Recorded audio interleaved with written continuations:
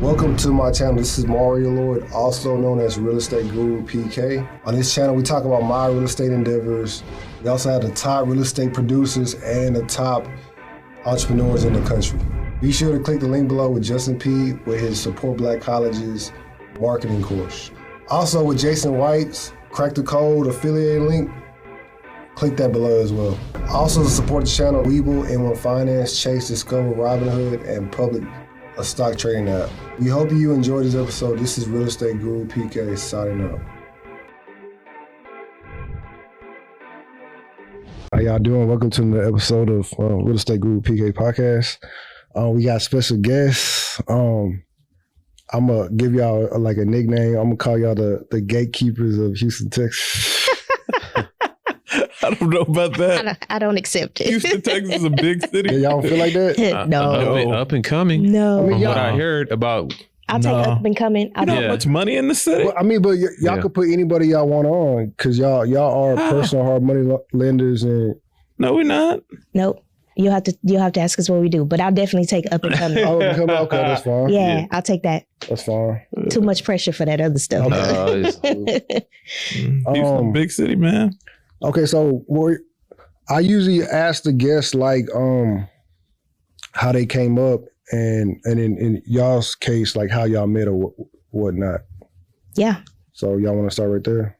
Yeah, go ahead. Sure. I think I tell the how we met story the best. So it was a mutual friend that we both knew separately, and so for several times she had invited us to things individually that we never made it to. And he was married and I was in a relationship. So good thing we didn't meet in those times, because if I would have saw him with a wife, I certainly wouldn't have been interested. And so we just happened to make it to this very same event. Little side note, I almost didn't come. He almost didn't come. So he took a nap in his car. Did you take a nap in your car? I did. He took a nap in his car and woke up late.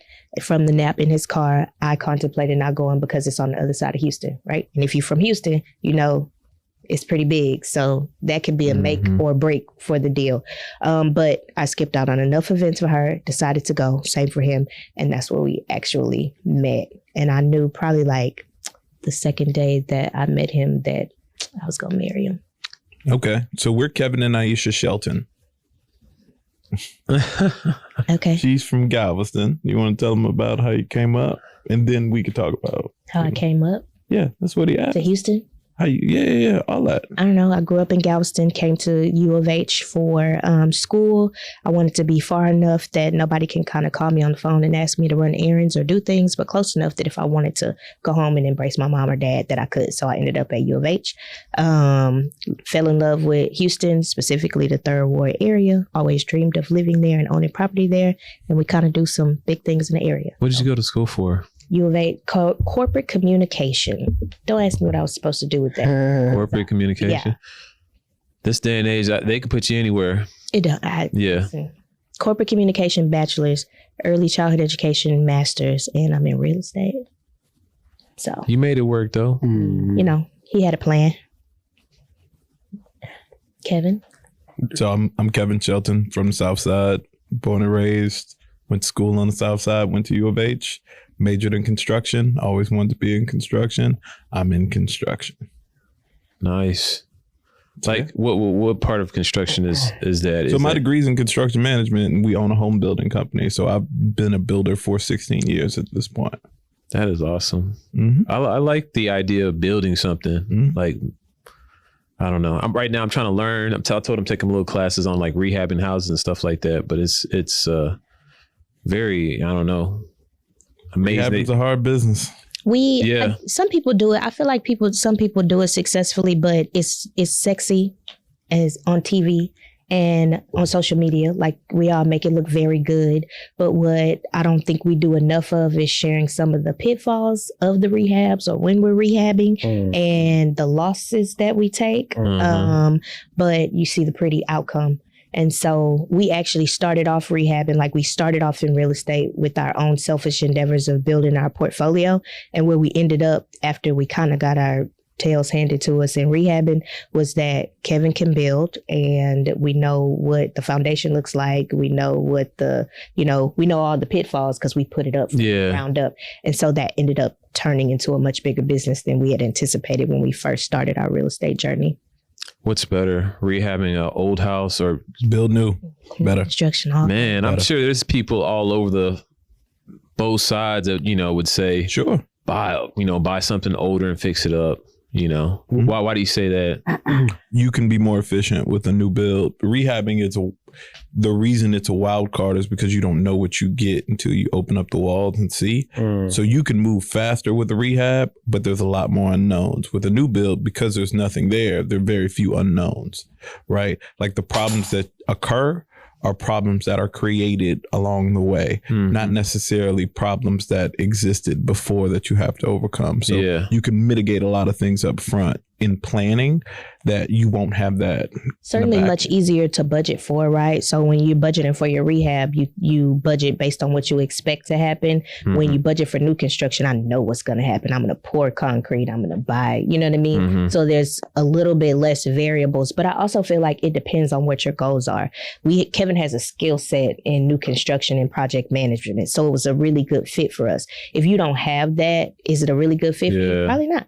Did y'all ever do anything on your own? Like try to pull out the hammer and nails on your own? Yeah, I'm a general contractor by trade. This guy. Yeah. Oh, okay. I can do everything in a house. Okay, I can build a house from pillar to post. Awesome. Yeah. That is awesome. It's not efficient. It's not efficient. Yeah. Go ahead. No, also, what do you think about that? Because you rehab, right? Yeah, I do rehab. Yeah. I haven't done like a completely new build. I've done a property where it was like halfway falling apart. So I never really pulled all the permits. Like I usually pull electrical or the plumbing, but I don't pull like all the permits, like the construction permit. Like I pulled it for this property I'm working on right now, but not like some investors will do like permit for the windows, the doors, the sheetrock. I don't do all that. I just put them. Hold up, you had somebody else do it, right? Right. I mean, my master electrician and my plumber. Master electrician and my plumber. They'll pull those, and then sometimes I'll put a construction permit. I mean, the good thing about it is you keeping them, right? So if you mess anything up, you got to deal with it. Correct. If you're selling it, you know what I mean, then you inherently are passing on risk if you don't. Yeah. So for us, we always pull permits, but absolutely, everything that we build, I'm taking it all the way down and building it all the way back up. So even the houses that we renovated are new when we're done. Like we had a house that we bought, really old house, hadn't been occupied in 20 years. It was originally supposed to be a rental. We started rehabbing it. The house fell down on itself. It literally collapsed. I drew a new house on a napkin. I got it permitted at the city, and I built a new house on the bones of that old house. But if I didn't have the skill set to do that and know what the intricacies of that is, I'd probably just like, hey, scrap it, sell a lot or something. You know what I mean? Like walk away from that. But it's really about the tools in your tool belt. So as you do more, you get more skills to do more. You know what I mean? Yeah. So I don't think there's a right or wrong way or a better. I think it's what's a good fit for you. That's a good point. That is a good point.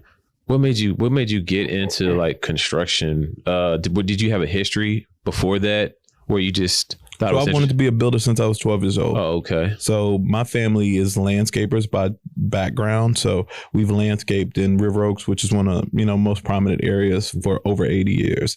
And when I was young, my dad used to take me in all the mansions while they were building them. Like, this is real life. Like, this is what you should do. And I just caught the bug.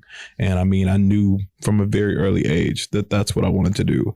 And there's been different iterations of that. Like I've done commercial, I've done, I started my career in renovation and residential. Then I went to new construction. Then I went commercial. I spent probably the better part of 12 years in commercial. And we started our company in 2016 and grew it from there. So it was almost full circle to come back to residential after doing, hospitals and banks and buildings and everything. So this is much easier than the stuff that I did when I worked corporate. Wow. When y'all had tenants, how did y'all screen y'all tenants? We have tenants now. I thought y'all sold them all. We sold quite a bit. You still have Airbnbs, right? We used to have Airbnbs, yeah. Traditional tenants, background check, 3 times income, make sure we have a good fit. We like young families. Can can't say that. I know. We like everybody. Okay. We like everybody. We like there you everybody. go. Yeah. Well, We like fair housing. We like tenants preferably- with a long-term trajectory of staying in the property. Okay. Right. So for us, we like stable tenants who good employment, who want to be in the area, want to live in the neighborhood, be, contributing members of community. So I think it depends on your tenant class. Yeah. That determines what kind of screening you do, right? So in certain areas, I wouldn't have the same expectations as the ones that I do, but then also where we want to own properties, that's rental properties. And I've seen other cultures do this, like Asian and Indian. They specifically look for an area that will garner the kind of tenant that they want, which is different from kind of where we've renovated in the past. What side of town are y'all mostly on? We like the South Side. Yeah. 'cause The I'm South from Side the too? South Side. Yeah. So so A-Leaf all the way to the... No, that's Southwest Side. Oh. Yeah. South. So, yeah. Southwest Side is a different. 288, Yeah, it's a different the 288 animal. corridor. 288 corridor. Yeah. So y'all Yeah. Third Ward. Third Ward and beyond. Third Ward Yeah. all the way to Pearland. Like Yeah. we'll take all that. What about But Missouri? No, y'all not... Missouri City, I like Missouri too. City? Okay. I like Missouri City. We've Okay. done some stuff in Missouri City. But in order to screen the kind of tenants that we want, there's a certain demographic of home that we're looking for so that we can get that tenant class that we want. Especially for long-term rentals. We're looking for something. If we're buying something existing, we don't want anything over probably 15 years old now. Maybe a brick veneer or siding construction. I want minimal impact from a foundation standpoint. Ideally PEX piping, nothing, older than that. Easily updatable and easily maintainable would be our goal. But honestly, with us building new, all of our future long-term rentals will either be built to rent communities or multifamily, and we'll build it new and keep it basic. Yeah. Go ahead. Can y'all talk about I was told y'all was building like a community. Y'all was getting like grants from the city. Can y'all talk about how that process came about?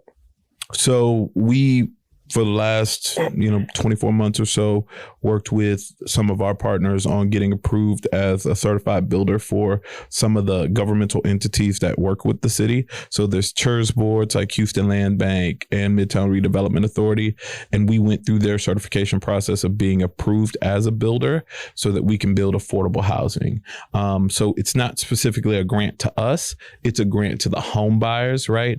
It gives people a lower entry point to purchase homes, and we're providing new construction housing. So for us, what we get, the benefit to us is we get access to land at a much lower price. And then from that, we're building new housing that sell at a lower price. Yeah.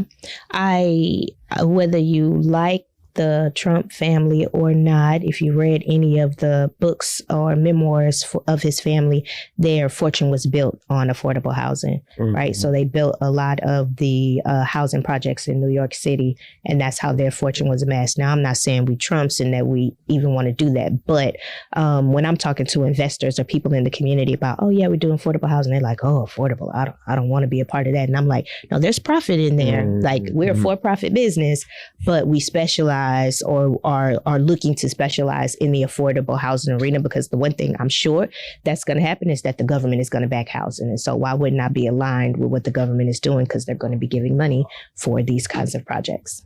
And back to your point before we started recording, when you look at the future landscape of the city, everybody at some degree will fall into some type of affordability kind of system. You know what I mean? So if you're a family of four in the city and make $120,000 or less, you can qualify for a type of affordable housing. So to buy in the city at the price points that we're seeing on the market rate side with the combination of the interest rates, it makes it almost unattainable unless you make past, that $150,000 mark. Well, this offers opportunities to families to buy into the city and still get a brand new house in an area where you maybe came up or you work or close to the medical center, close to downtown, whatever, but you get that subsidy from the government to say, hey, for 20 years, we're subsidizing the land of this home. So if you stay there and reside, basically this $100,000, you get that credit towards the purchase. It's that much cheaper for you to buy. You got to stay in the home for 20 years? It's a 20 Well, year. you don't have to stay in the home for 20 years, but it's a 20-year affordability It's a 20-year period. affordability period. So if you sell it, you have to sell it at an affordable rate. To an affordable buyer. To an affordable. You can't but it gives you the that. opportunity. Gotcha. Are y'all gonna name the neighborhood after y'all? No. Nah. That gets you in trouble sometimes. Like if somebody tries to sue you, be like, "Oh, it's my LLC," but then your name's all over everything, you know? Yeah. I just don't think we're that. We ain't them people.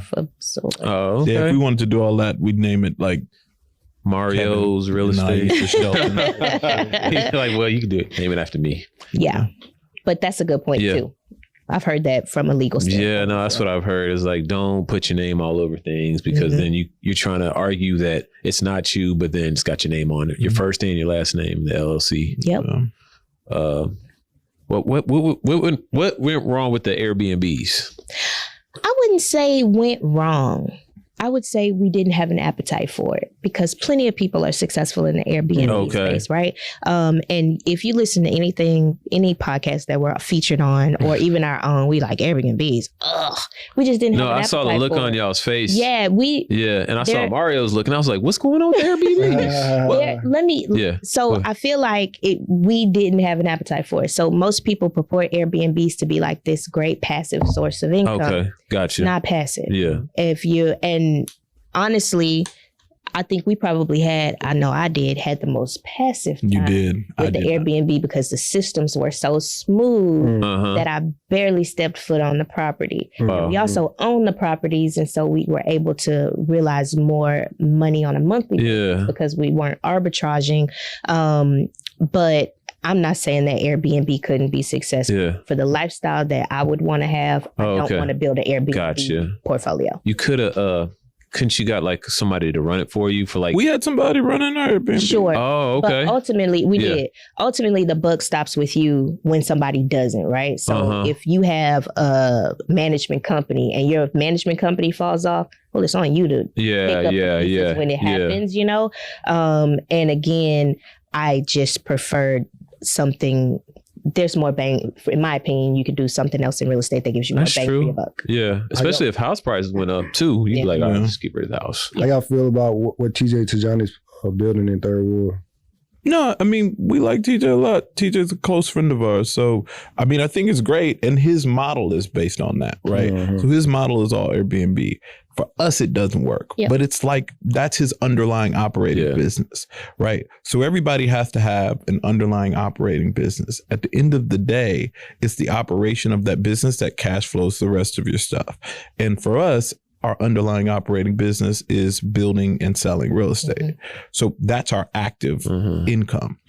For Airbnb investors that are full-time investors, that's their active income. Now, people perceive it as passive, but it's much more akin to running a hotel than it is to having a rental property, because a rental property is passive, right? Like, other than maybe minor maintenance stuff in that initial kind of onboarding, after that, it's extremely passive.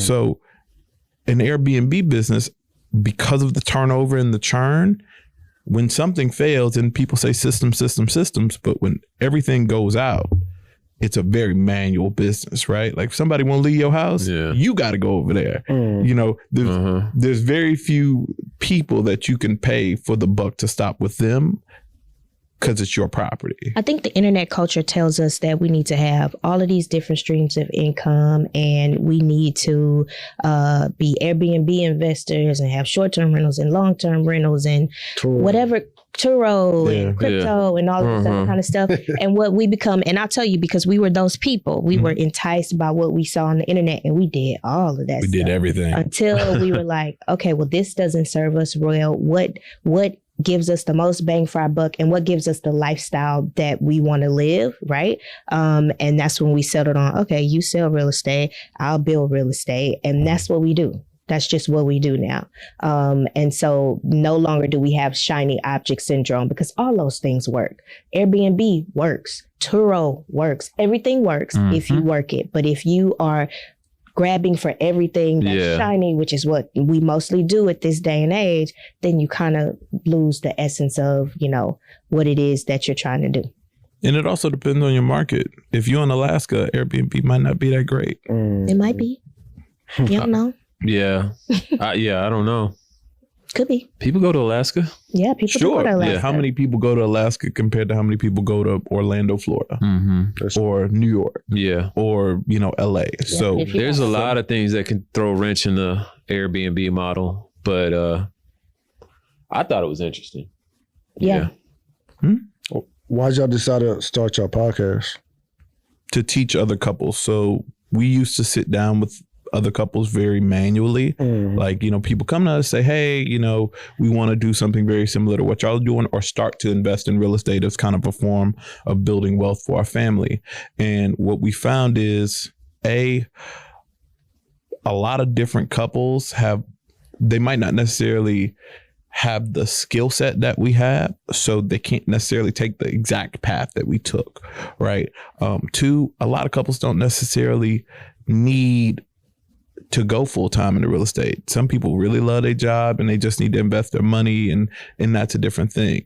So when we were looking at how do we speak to a bunch of different couples in different places through our experiences and other couples' experiences, we thought a podcast would be the best way to broadcast that message widely versus us manually sitting down with every single couple that knocks on our door and says, hey, we want to learn from you guys. So it's our way of giving back. And now we are, over 3 years into it.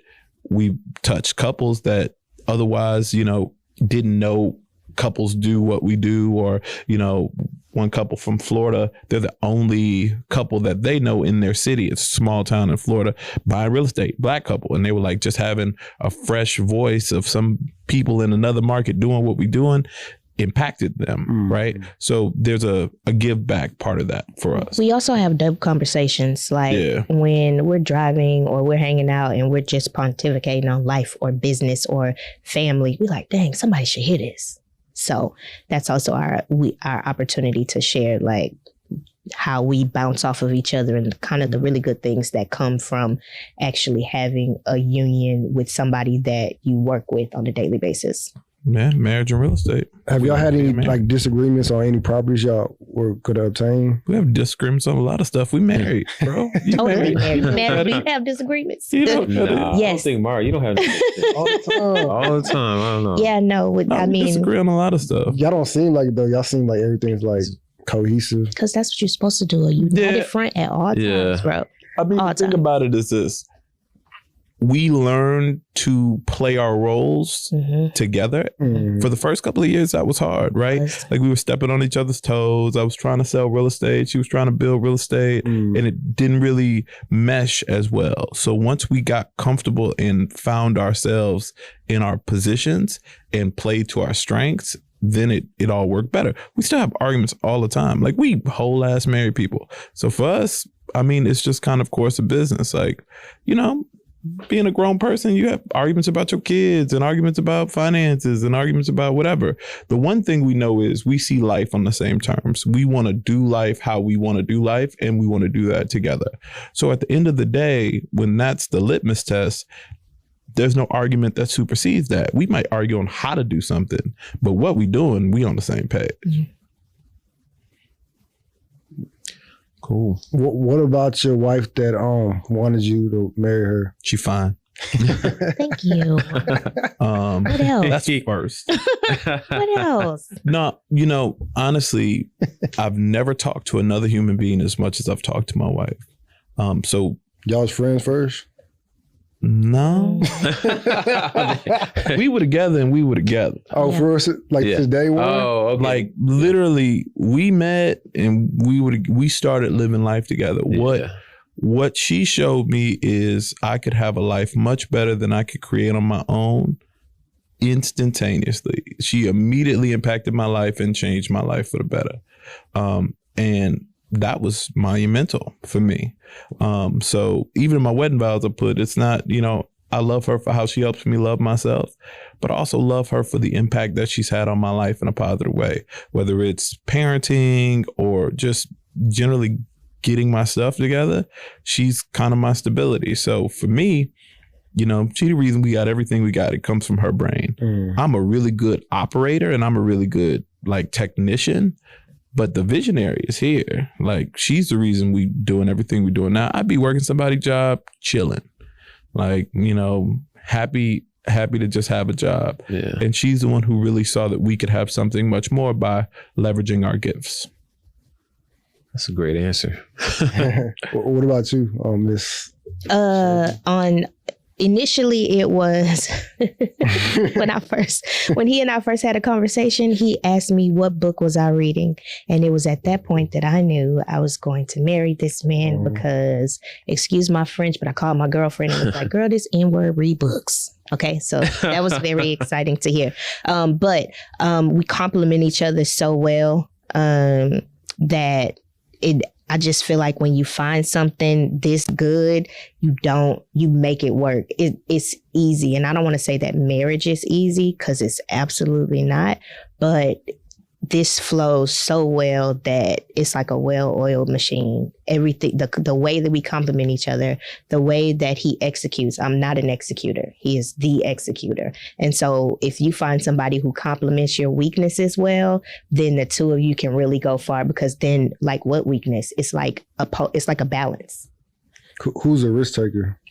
He's executor. Okay. How about in your relationship? I mean, definitely it's you, right? It's definitely is this dude right here. Look But at she that the reason smile. you got lights on. Period. Yeah. that's about it. Yeah, she's way more organized. Yeah. No more question. I mean, I think we talked about this, and it's probably a negative question, but what kind of fears are in like the real estate market as far as like high interest rates? We just went from 3% all the way up to 6% to where everybody that was gonna buy a house at $1,500 a month, now it's gonna be $3,000 a month. Yes. So we'll probably have different answers to this, right? yeah, The one thing I'm sure of is that real estate is going to real estate. I don't care what the interest rates look like. I don't care what the market is going to look like. Houses are going to be sold. Houses are going to be bought. People are going to need a place to stay, right? So what's important for us is the pivot, right? I'm in real estate. Yeah. So I'm not going to get out of real estate. Oh my God, real estate. Yeah. Interest rates have gone down. Like, those were historic lows. Yeah. Right? Yeah. Before that, before the pandemic and those historic lows, I mean, interest rates were 7 and 8. Like, they were. No, yeah, they were high. Historically, they've been higher. So this was just this really amazing time, but it's not the story. It's a blip in the story of real estate, and that's all it was. And so for me, we're going to continue to build. We're going to continue to sell. But what that looks like changes as the market changes. So the market is changing. You know what we're doing a little bit different? It's concessions now. A year ago, don't ask me for nothing. Actually, if you come in below list price, I'm laughing. Right? Today, we're actually having conversations about, my client would really like to see this. I'm considering it. Last year, I wasn't considering it. So business is still going to happen. People still are going to need a place to stay, and real estate is always going to be the best place to park your money. What about construction? Like, as far as a builder, you can't extend the time you're building something. Don't you got to shorten it if something changes? Like, as far What do you mean?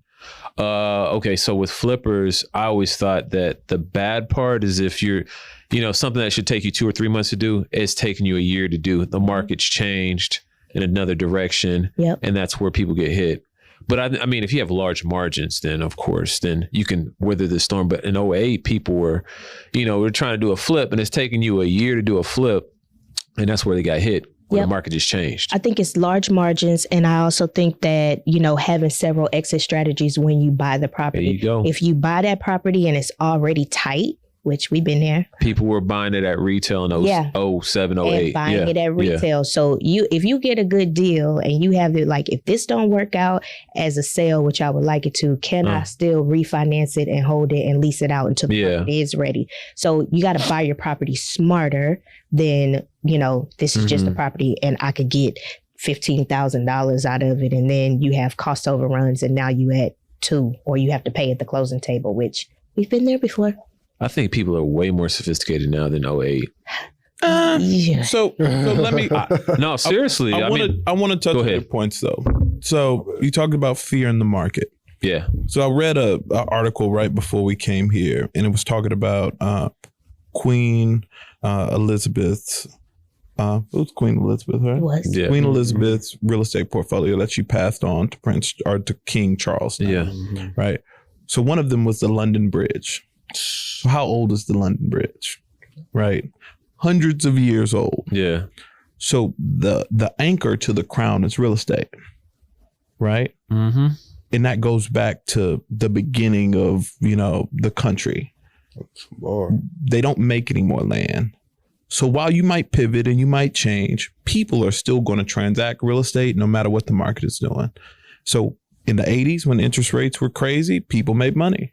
In the 00s and stuff like that, and even in the 2009s, 10s, whatever, when interest rates went lower, people made money. A couple of years ago, when interest rates were 1-2%, people were getting crazy amounts. Crazy money. We made money, like everybody made money, right? So you have to ask yourself, and this is where the history part comes in. While history doesn't repeat itself, and I like what you said earlier about it rhymes. It often rhymes. Yeah. Well, you can look back at history and find the strategies that people use to be successful and use those strategies, because the one thing about real estate is it's tried and true, right? So as a builder, and we talked about this earlier, what I'm looking at is say, okay, well, if interest rates are at a 9, right? Yeah. And costs are still high from a materials perspective, what can I control? I can control what I build.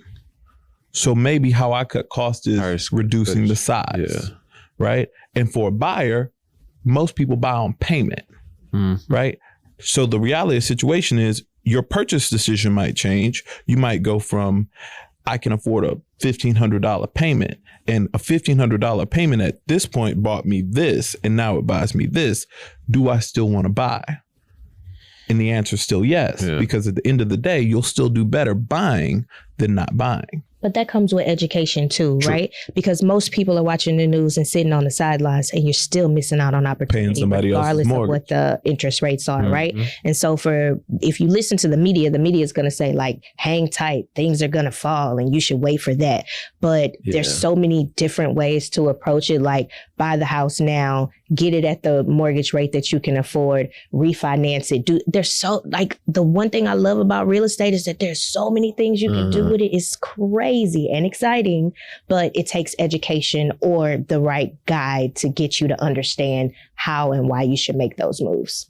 I just think there's a lot of more education now than there was back in 07, 08. I think a lot of people are way more sophisticated. Here's the problem with the education that's out now. It's snippets of shit. Ooh, that's fine. It's snippets, right? So it's like, you can make $1 million on Turo. Yeah. Nobody's telling you like the real game and all of the things that you want to avoid or need to avoid. They're just telling you like, hey, here's this big number. Let me speak to you wanting to make this amount of money. You might be making $1 million on Turo, but if you spending $9,900, you know what I'm saying? Yeah. So you made $1 million, but what the margins look like, bro?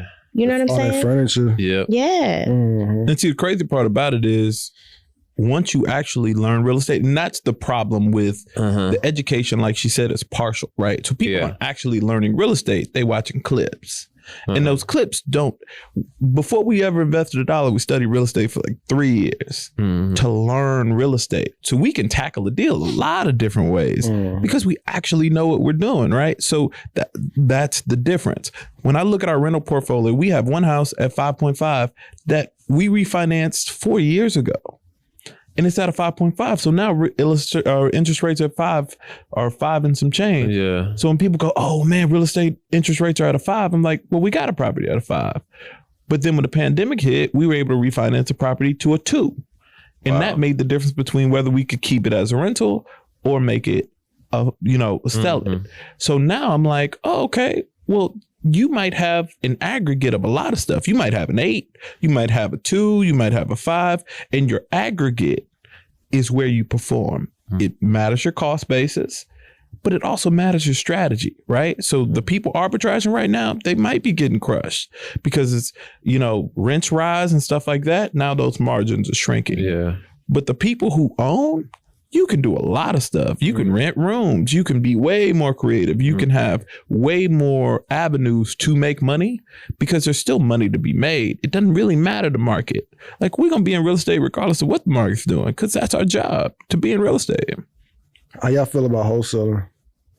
I mean, we've wholesaled a couple things, but it's not really our strategy. But if you are a it's wholesaler, groundwork. you should call us with your deals. We don't hate you. Honestly, I don't buy properties from wholesalers I typically. mean, not anymore because wholesalers really don't know their numbers very well. And I'm like, bro, I haven't seen a wholesale deal that makes sense in years. In a long time. Yeah. When was the last time y'all bought a wholesale deal?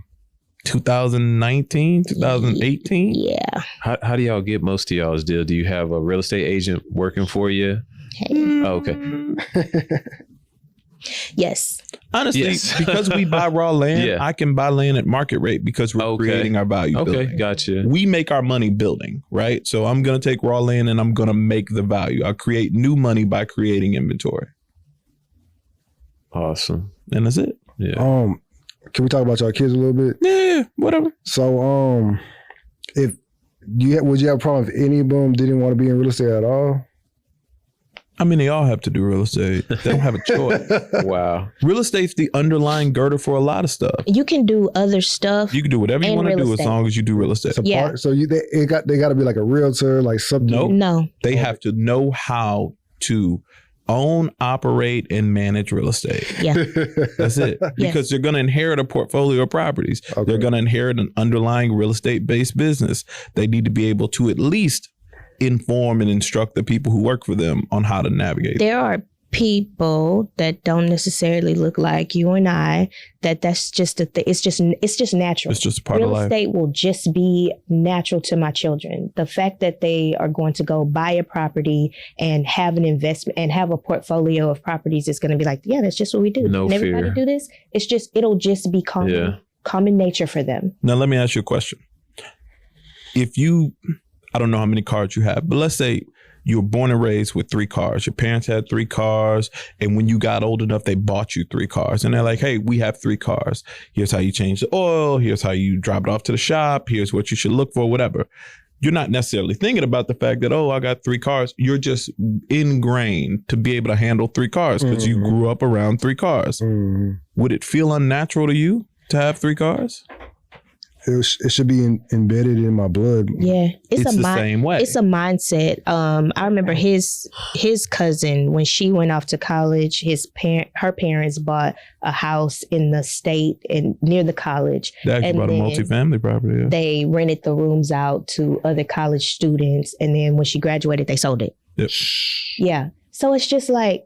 And then she has multiple properties now, and it was nothing. But if you've always experienced stuff like that, it's just like, oh yeah, it's what we do. And honestly, for our oldest, that's what it is now. Because she see a house, she be like, oh, we can renovate that. Like that ain't nothing. Whatever. And even our youngest daughter, our youngest son is like, I've been training him up in construction. So all his mat that he goes to school at, his tractors and excavators, his bedtime books that he reads are like heavy equipment, and he's learning how to build. So when we pass by construction, he's like, oh, it's like my book or whatever. It's the same thing my father did for me, right? I knew that's what I wanted to do because that's what I was exposed to. So the more that you expose, children to things, the more it becomes ingrained in them. And I don't want my kids to be products of the school system, which says there's a right and wrong answer, that there are authority figures, which yes, there are authority figures, but also I want you to be able to see and dream above what they tell you in school. Stand in line straight. Don't color outside the lines. This is the right way. An apple is red. An apple can't be rainbow. People are going out in this world. The people who make decisions and the people who control this world are the people who can see the world outside of the limits that the school system and that society puts on us as a people. And so we're only limited by what we see. So you got to go to school, get a degree and get a good job. That's what we were taught because that's all we've seen. But for my colleagues and my friends that are outside of, my race, they saw something completely different and they strive and they do things that are way greater than that. So what do you think the direction of I guess the school system is going? I think most people that I see right now want to be YouTubers instead of engineers and stuff like that. TikTok. I mean, I think it's good that you're teaching your son to work on things and stuff like that, be more, I guess, manly. What do y'all think as far as the culture? I think every every generation feels like the next generation is doomed and everybody turned out just fine, right? Like in the 70s, they were like, oh my God, these kids are stoned. And they don't. And they became the executives running company. They still stoned, but they, running companies with large companies. I think that it'll work itself out just because I have faith in society. Those of us who have the ability to expose our children to various things, our children will be at a different advantage than those who don't have the opportunity to see the world, a broader view of the world. And so I think organizations like nonprofits that take kids from low-income neighborhoods and show them opportunities, show them different things. I think those are very important. And that's also why I enjoy spending time donating money to those kinds of causes, because I think that that could just change a kid's future if he saw something different than what he sees every day. So for me, when I look at today's generation of TikTokers and YouTubers and whatever, it's almost like the NBA or the NFL, right? Like the percentage of people who make it, the Mr. Beast of the world, it's so few and far between, other than the opportunities that actually, you're talking about in aggregate, maybe 1,000 people, even if it's 10,000 people, right? We have 384 million people in the US, right? Or what? Somewhere around there. He made that up. It's 330 million to whatever. Nobody really knows. So the reality of the situation is the 10,000 people that you see on TikTok or the 10,000 people that you see across all these platforms, the percentages are even worse than getting in the NFL or the NBA or whatever, right? So I saw a clip the other day. The guy was talking about the NBA, and he said, and I'm going to misquote the numbers, but it was something stupid like 75,000, players in middle school go to high school. High school is like 40,000, 40,000 down to college. College was like 17,000. Out of 17,000, it ended up being like 700 or whatever for some teams that end up being like 100 people. So it's like all these people, thousands and thousands of people going for like 100 full-time jobs, right? So it's like, the statistics aren't there to back that. But like our oldest daughter wants to be an actress. And I'm like, cool. Be an actress that does real estate. Because here's the thing. You can act for free. It don't even matter. Because if you have something paying your bills, you're way more likely to A, enjoy what you're doing, right? B, do it well and at a high level because you don't have that income burden to need it to support you.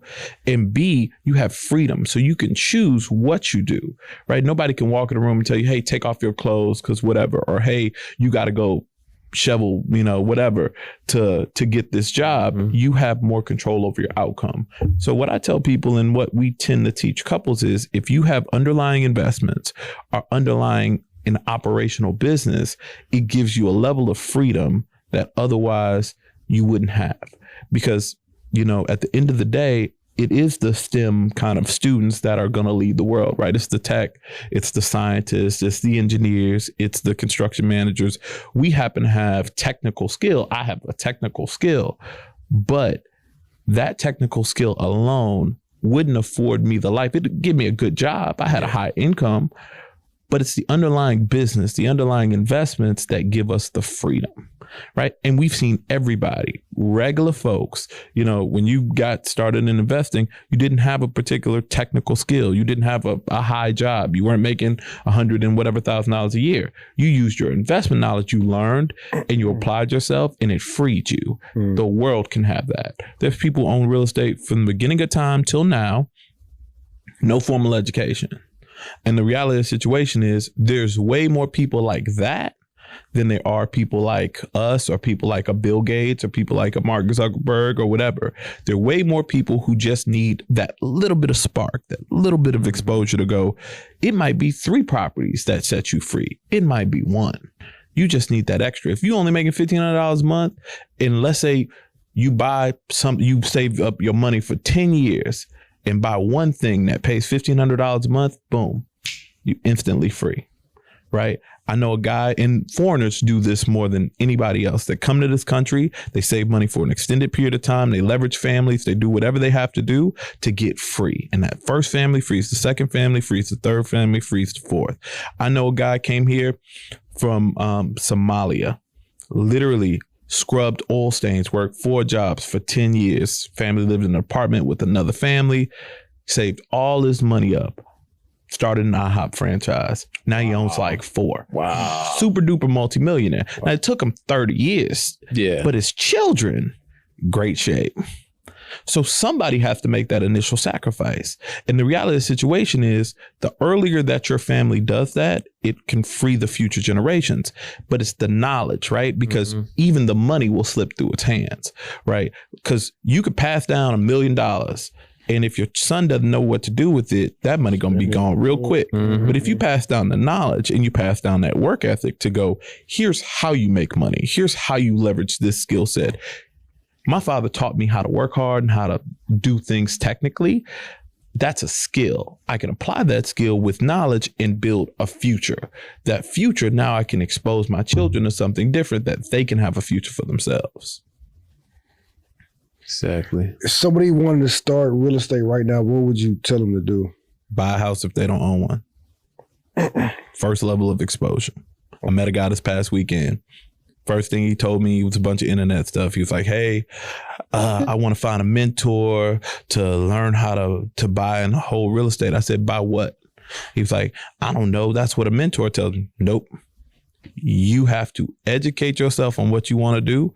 But if you don't own a house and you want to get into real estate, that's your first step. I should have bought a house a long time before I did. You know what she did when she was 25? She bought a house. And that was the foundation for our wealth. And literally, if she never would have bought that house at 25, we wouldn't be where we're sitting right now. I would say find something that's complementary to you and not all of the shiny things that are on the internet. To look at the kind of lifestyle that you want to live and find that area of real estate to work in, right?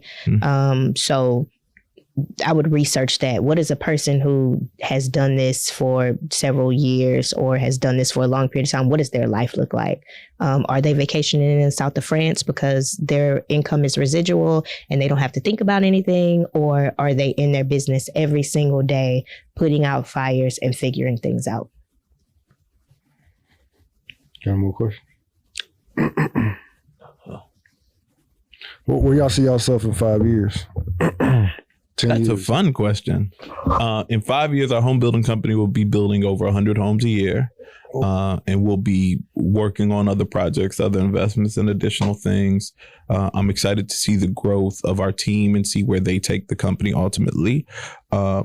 In 5 years, from a sales perspective, I imagine your sales team will be booming, doing this thing. Yeah, I think the growth of the sales team and also the income that we make from the sales, like real estate sales side of the business, I really want to put that into philanthropy and changing people's lives through philanthropy and venture capital. What do y'all do for like fun? Work. I mean, no, seriously. I mean, that's seriously. Yeah. No, Kevin does. Kevin does fun for work. I like to travel. He likes to stay. I don't like. He doesn't like to travel that much. You don't like planes or? No, like traveling. So I travel. I used to travel for work. Oh, okay. And you know, after about 5 or 6 trips, you just get kind of beat. You get worn down. And I used to travel every single week. So the jet lag? Jet lag. Just going to the airport, hotel stays. I like being at home. Like I like being with my kids. I like going to the movies. I like, I want to learn guitar. That's one of my goals. We're simple. We really are simple people. So when you like, what do you do for fun? It's fun for us is like just chilling or hanging out. We are definitely the lame ones. We are the ones that are in Vegas that are not at the pool parties, not at the clubs, but going to the shows. The shows are amazing. No, I went to Vegas earlier this year. Went to the shows, didn't gamble. I was like, there's so much talent out there, though. It is, right? Mm-hmm. So that's fun. Yeah, seeing our kids grow, working in the community. I like seeing the impact that we can have in the community. Like, there's so many amazing things in this world that you just need the time to be able to do them and explore them. So creating more time to do that is really the name of the game, right? It's like freedom from the day to day so that you can focus on how you can impact more people. That's fun. Yeah, a guy once told me you got to decide you want more time or more money. Yep. And that's wrap with that. Yeah. Okay, I got like a question there, like kind of like I ask all my guests.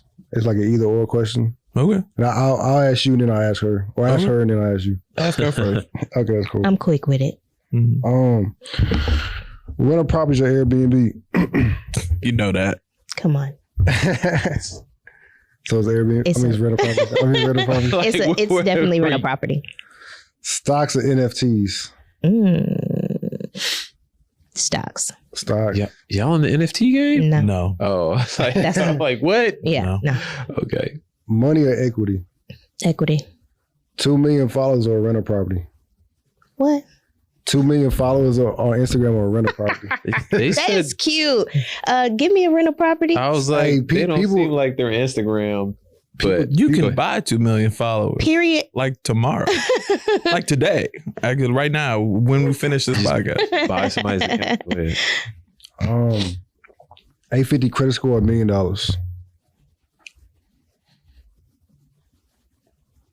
I guess 850 leverage. I feel like you can buy an 850 credit score. I would say 850 because leverage, right? Yeah. So I could leverage that 850 credit score to get more money. Okay. Mm-hmm.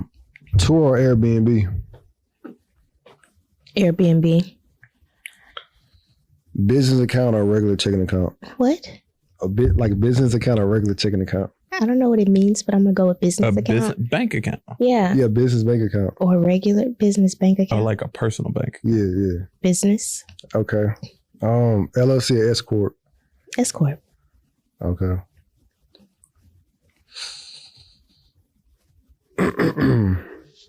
Instagram or Facebook? Instagram. Chris Synagogue or TJ Tajani? What? That's really one of your questions? That is a question? That is so funny. I don't know. They both they're in different niches, so I don't have a preference. They do their thing. Okay, that's cool. Yeah. Okay, that's fine. Very Chris Synagogue, TJ Tajani specific podcast. That's so fun. Now I got to look back and see what everybody say. Okay. I haven't seen you ask these questions before. No, I do. You gotta Chris Synagogue or TJ Tajani? Yeah, I asked Donisha and I asked TJ Tajani, Donisha, or I forgot the other person. You know, all of these are like our That's so funny. Okay. Is that the rapid question round? Yeah, that's it. Okay. All right. Rental property, Airbnb. Rental property. Stocks or NFT? Stocks. Money or equity? Equity. 2 million followers or rental property? Rental property. You just asked me that. No, he asked me. Yeah. They're all the same. Rental property. 850 credit score, $1 million. Well, since she's gonna take the credit score, I'm gonna take the $1 million. Oh, that's cool. Oh, there you go. Because that's how we do. There you go. Tour or Airbnb? Airbnb. Ugh. Business account or regular checking account? Business account. LLC or S Corp? S Corp. S Corp. Instagram or Facebook? Instagram. Chris Synagogue or TJ Tajani? Kevan Shelton. Oh, there you go. That's cool. It's a trick question. Oh, that's so funny. Honestly, we split both of them. Over. Yeah. What do you mean we split both of them? we do versions of both. You take one, he takes one. Chris Synagogue develops, we develop. TJ Tajani teaches Airbnb, but we got him started teaching. So. Oh, God. It's the same thing. Thank y'all for coming out. I appreciate y'all. I know y'all real busy. For having us. Yeah, thank you so much. Absolutely. It's been a pleasure. That's fun. Interesting questions.